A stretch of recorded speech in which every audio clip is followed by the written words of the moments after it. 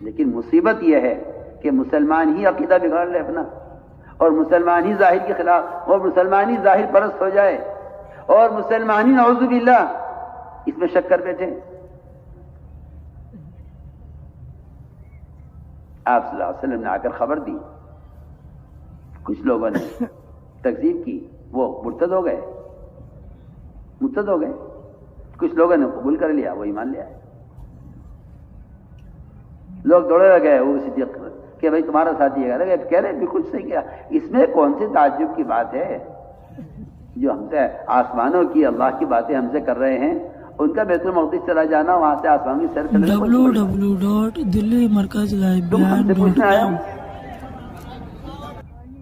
تو میں نے عرض کیا کہ خبریں وہ آئیں گی پہلے ظاہر کے خلاف، اور عقل کے خلاف اسی قرآن میں اسی آیت کے ساتھ ہے، وما جعلنا الرؤيا التي أريناك إلا فتنة للناس والشر الملعون في القرآن، کہ ایک تو آپ کا سفر معراج، اور دوسری اس کے ساتھ جو خبر ہے وہ یہ کہ جہنم کے اندر ایک درخت ہے۔ اب آپ کی عقل اور آپ کا تجربہ یہ کہتا ہے کہ آگ اور درخت تو جمع ہو نہیں سکتے، لہذا جو آگ درخت کو نہیں جلائے گی ہمیں بھی نہیں جلائے گی، یہ کہہ کر کفار نے جہنم کا انکار کیا ہے۔ جہنم کا انکار کیا کفار نے یہ کہہ کر کہ جو آگ جہنم کو نہیں، جو آگ لکڑی کو نہیں جلائے گی وہ ہمیں بھی نہیں جلائے گی، لہذا جس آگ سے آپ ہمیں ڈرا رہے ہیں ہمیں اس آگ کا خوف نہیں ہے، اور اگر ہم کفر پر رہے بھی تو یہ آگ ہمیں جلائے گی نہیں، کیونکہ لکڑی کو نہیں جلائے تو ہمیں بھی جلائے گی۔ عقل میں آج کرنا چاہتا ہوں، عقل جس طرح میں کہنا چاہتا ہوں، جس طرح یہ خبریں عقل کے منافی ہیں، اس طرح سارے احکام شریعت عقل کے منافی ہیں۔ جو لوگ شریعت میں عقل لڑاتے ہیں اور جو لوگ شریعت میں اپنی عقل داخل کرتے ہیں وہ دین میں تحریف بھی کرتے ہیں، ان کا دین ناقص بھی ہوتا ہے۔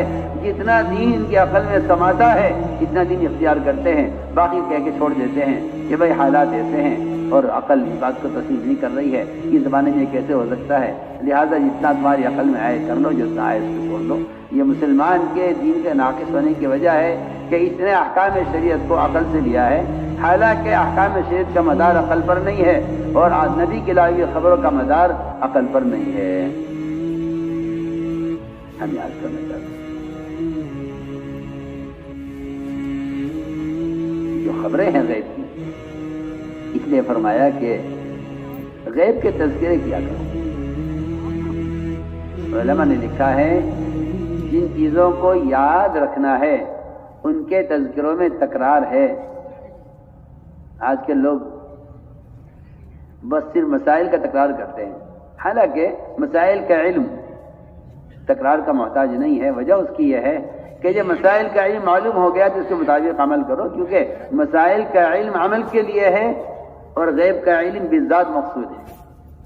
توحید کا بیان کرنا اور غیب کی چیزوں کا بیان کرنا بالذات مقصود ہے، اور احکام کا بیان کا ذکر کرنا عمل کے لیے مقصود ہے۔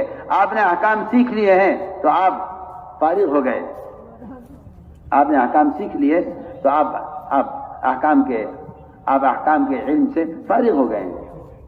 احکام کا علم بالذات مقصود نہیں ہے، عمل کے لیے مقصود ہے۔ اندر کے علم سے اب عمل کیجئے، لیکن اللہ کی توحید کو بیان کرنا بالذات مقصود ہے، اس سے مومن کو فراغت نہیں ہے۔ آج یہ کہہ دے میں اللہ کو ایک مانتا ہوں، نہیں، ماننا کافی نہیں ہے، آپ کو اللہ کی وحدانیت کو روزانہ بیان کرنا پڑے گا۔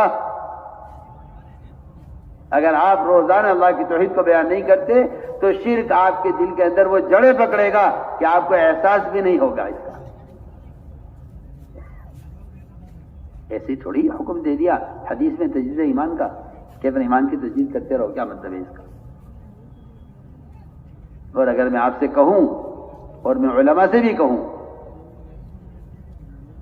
کہ دوسروں کو دعوت دیے بغیر ایمان کی تجدید نہیں ہوتی تو آپ کو اس پر تعجب بھی نہیں ہونا چاہیے، اس پر اعتراض بھی نہیں ہونا چاہیے، کیوں قرآن یہ کہتا ہے، قرآن یہ کہتا ہے کہ تمہارے دلوں کا جلا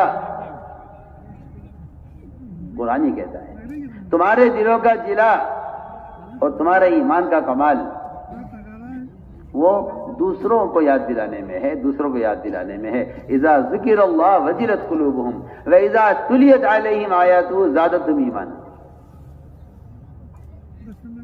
یہ جو آیتیں ایسی ہیں کہ اگر ان پر علماء غور کریں تو معلوم ایسا ہوتا ہے کہ اللہ کی وحدانیت کا بیان کرنا تعزیہ کا تقاضا کر رہا ہے، صرف تنہائی کے ذکر کا تقاضا نہیں کر رہا ہے۔ میں کچھ کہنا چاہتا ہوں، علماء میری بات کو سمجھیں۔ اذا ذکر اللہ وجلت قلوبہم واذا تلیت علیہم آیاتہ زادتہم ایمانا، یہ دونوں لفظ ایسے ہیں، ذکرہ اور تلیت، یہ دونوں لفظ ایسے ہیں کہ ان دونوں لفظوں سے اللہ کی یاد دوسروں کو دلانا سمجھ میں آ رہا ہے۔ اللہ کی یاد دوسروں کو دلانا، آپ جانتے ہیں، سب جانتے ہیں، صحابی نے جب بادشاہ کے محل میں کلمہ پڑھا اور اس کا محل ہلا اور محل کی ہڈی ہلنے لگی تو انہوں نے سوال کیا ان صحابی سے، جب تم نے اپنے گھروں میں کلمہ پڑھتے تمہارے گھر ہلتے ہیں کہ ہمارے گھر آج تک نہیں ہلے، صرف تمہارا قلعہ ہل رہا ہے ہمارے کلمہ پڑھنے سے۔ اس سے زیادہ واضح کیا بات ہوگی اگر کوئی تسلیم کرے نہ کرے؟ اس سے زیادہ واضح کیا بات ہوگی؟ صحابی خود کہہ رہے ہیں کہ ہم ذکر کرتے ہیں اپنے گھروں میں، ہمارے گھر آج تک نہیں ہلے، ہم تو اس کلمے کی دعوت کو لے کے تمہارے پاس آئے ہیں، یہ جو تمہارا قلعہ ہل رہا ہے یہ اس کلمے کو یہاں لے کر آنے اور تمہیں اس کلمے کی دعوت دینے کی وجہ سے ہل رہا ہے۔ سنیے آپ کتنی واضح بات ہے۔ اذا ذکر اللہ وجلت قلوبہم، دل دہل جاتے ہیں جب اللہ کی یاد دلوں کی دہرائی جاتی ہے۔ وَإِذَا تُلِيَتْ عَلَيْهِمْ آیَاتُهُ زَادَتْهُمْ ایمانا، کہ ایمان کی تکمیل کی زیادتی، یہ تو آپ سے کیا عرض کروں کہ یہ تو دوسروں کو دعوت دینے پر موقوف ہے، کیونکہ اللہ کی یاد دلانا، یا ایھا الناس وحدوا اللہ، اس کا مطلب یہ نہیں ہے کہ تم اللہ کو ایک مان لو، نہیں، میں کچھ کہہ رہا ہوں، ایمان والوں کو حکم ہے اللہ کی وحدانیت کو بیان کرو۔ اگر وحدانیت کو بیان نہیں کرو گے تو شکلیں تمہارے دلوں میں وہ نقشے بناویں گی کہ آپ ان نقشوں کے ایسے پابند ہو جاؤ گے کہ پھر وہ نقشے تمہارے لیے معبود سے کم نہیں ہوں گے۔ میں تم سے صاف تو بحث کر رہا ہوں، یہ آیت قیامت تک کے لیے ہے۔ اللہ تعالیٰ خود نمٹیں گے ایسے لوگوں سے جو نبی کی سنت کا مذاق اڑائیں گے، اللہ خود نمٹیں گے۔ آپ اس کو معمولی سمجھتے ہیں؟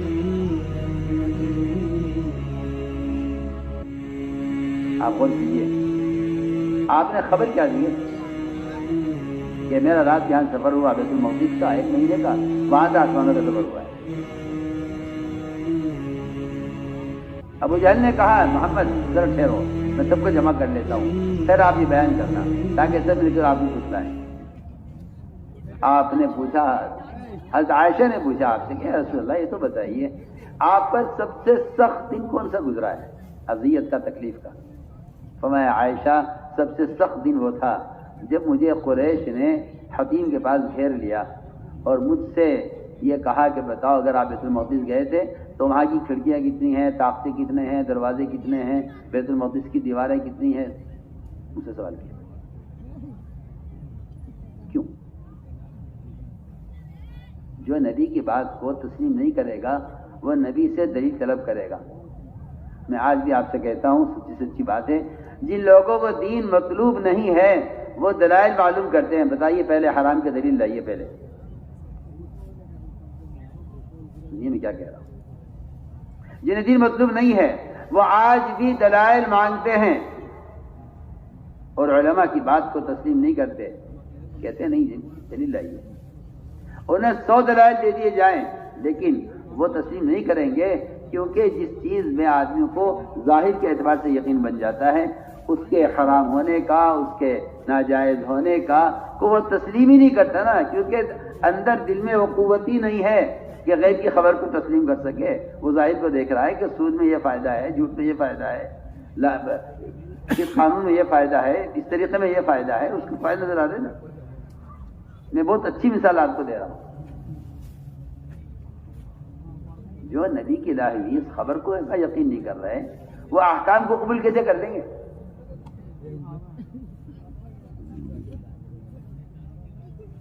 چنانچہ آپ صلی اللہ علیہ وسلم کو گھیر لیا اور گھیر کر آپ سے سوال کیا کہ آپ بتائیے کہ بیت المقدس کے کھڑکی، دروازے، طاقچے سب کی تفصیل بیان کیجیے.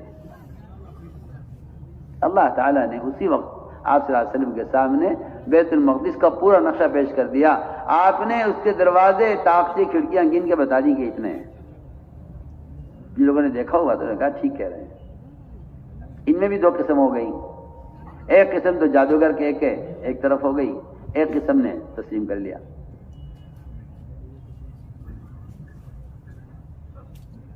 ہوتا یہ ہے کہ جب حق آتا ہے، میری بات توجہ سے سننا، یہ جب حق آتا ہے جن کے مقدر میں اس حق کا قبول کرنا نہیں ہوتا، وہ دنیا میں پھرتے ہیں اس کے خلاف آواز لگاتے ہوئے، وہ دنیا میں پھرتے ہیں اس کی مخالفت کرنے کے لیے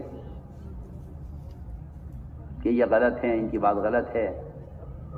چنانچہ مزیدار بات یہ ہے کہ جب آپ صلی اللہ علیہ وسلم نے اپنے سفر معراج کی خبر دی تو ابو سفیان بڑے خوش ہوئے اور اس تک اسلام نہیں لائے تھے. انہوں نے کہا یہ تو انہوں نے نعوذ باللہ ثم نعوذ باللہ آج ایسی بات چھوڑ دی ہے کہ اگر میں جا کر شاہ قیصر کو یہ بات بتا دوں تو وہ اس کا پورا ملک آپ صلی اللہ علیہ وسلم کی کہ جھٹلانے پر جمع ہو جائے گا، اور اس سے جب ہم ان کو حق کو جھٹلائیں گے تو باطل ہمارا غالب رہے گا، ہمارا دین غالب رہے گا. مزیدار قصہ ہے. ابو سفیان نے اس کے لیے سفر کیا اور وہاں گئے قیصر روم کے پاس، اور قیصر روم کی مجلس میں سارے وزراء کو جمع کیا. سب کو جمع کر کے کہا کہ میں تمہیں ایک نعوذ باللہ نیا جھوٹ بتلاتا ہوں محمد صلی اللہ علیہ وسلم کا. وہ یوں کہتے ہیں کہ ایک رات میں ان کا سفر بیت اللہ سے بیت المقدس کا ہوا، وہاں سے آسمانوں کا سفر ہوا. ابھی مجلس میں یہ بات انہوں نے رکھی ہی تھی بادشاہ کے سامنے کہ سارے وزراء اور سارے جتنے اس کے کفار جمع ہیں وہ سب اس پر ہنسیں گے، سب انکار کریں گے اور یہ کہیں گے کہ ان کا دین قبول مت کرنا، یہ اتنی جھوٹی بات کرتے ہیں. ان سب کے بولنے سے پہلے انہی میں سے ایک مشرک کھڑا ہوا. اس نے کہا کہ میں گواہی دیتا ہوں کہ یہ سفر ہوا ہے اور آپ صلی اللہ علیہ وسلم نے بیت المقدس میں نماز ادا کی ہے اور وہاں سے آپ کا آسمانوں کا سفر ہوا. ایک کافر کھڑا ہو گیا. قیصر روم بھی حیران تھا، قیصر روم بھی حیران. ابو سفیان مطمئن تھے کہ کیا دلیل ہے اس کے پاس. اس نے کہا سارے درباریوں سے کہ سن لو سب،